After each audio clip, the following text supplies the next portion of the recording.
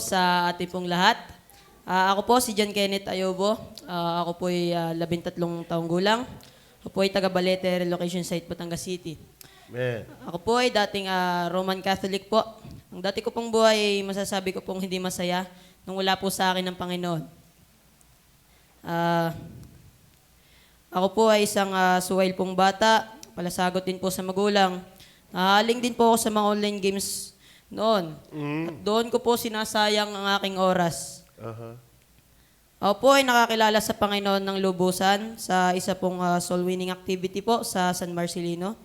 At habang pong ipinapahayag po ni Kuya Romel ang nilalaman ng pulyeto, nabasa ko po ang isang talata na nagpaunawa po sa akin ng kadakilaan ng Panginoon. Ang talata pong ito ay ang Romans 6:23 po. Ang sasabing, datapot ang kabayaran po ng kasalanan ay kamatayan, sapagkat ang kaloob ng Diyos na walang bayad ay buhay na walang hanggan po. Doon ko po na nalaman na ako isang makasalanan, ngunit may kaloob po ang Panginoon para sa akin. Amen. At para po sa bawat isa na sa Kanya po'y mananampalataya at magsisisi po. Ginamit naman po upang ako mas mapalalim pa po ang aking pong pananampalataya si Pastor Eloy po. Sa kanya pong mga preachings, lagi po akong tinatamaan sa mga talata niya po ako natututo at nai-apply ko rin po ito sa lahat po ng oras. Akin pong ipinapasalamat sa Panginoon ng kanya pong buhay at ang kay Kuya Romel din po na palagi po nagtatanong kung ako po ay ligtas na. Nang dumating po ang araw na masaya ko na pong nasagot ng oo ang kanyang tatanungan na ako ay ligtas na. Amen. Ako po ay nagalak at natuwa po. Sapagkat biyaya po ang kaligtasan para sa akin. Ang ginawa ko naman po para ako po maligtas po ay ako po ay nagsisit na ng palataya lamang sa nag-iisang Diyos, sa Panginoong Hesus. Amen.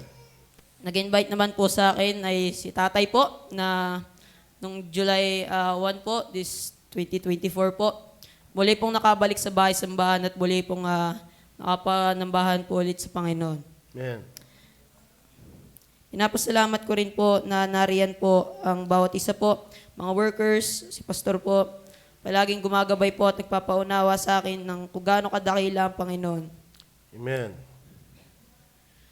Marami po ang binago sa akin simula po ako nung nakakilala sa Panginoon. Na dati po akong isang palasagot na batay, unti-unti pong nababago sa biyaya po ng Panginoon. Ang dating oras po na ginugugol ko sa mga online games na walang kabuluhan po, ay nagagamit ko na po ngayon sa soul winning activity po, then sa pananambahan din po. Amen. Dati pong willing-willy po sa online games. Ngayon po ay hindi ko na po, kumbaga, ang ginagamit ko lang po sa aking phone ay kumbaga mga pag-share na lang po ng mga sa online gospels po. Amen. Ako po ay susunod sa tubig ng bautismo, hindi po para maligtas. At kundi ito po ay gagawin ko bilang unang hakbang ko po sa pagsunod po sa Panginoon. At biyaya po ng Panginoon ako ay ligtas na. Amen. Ang plano ko naman po, pag nabaptize, ay magpatuloy pa po at magpagamit po sa Panginoon. Kung lolobin din po ng Panginoon na ako po ay makasali sa choir. Yun lamang po at maraming salamat. Amen.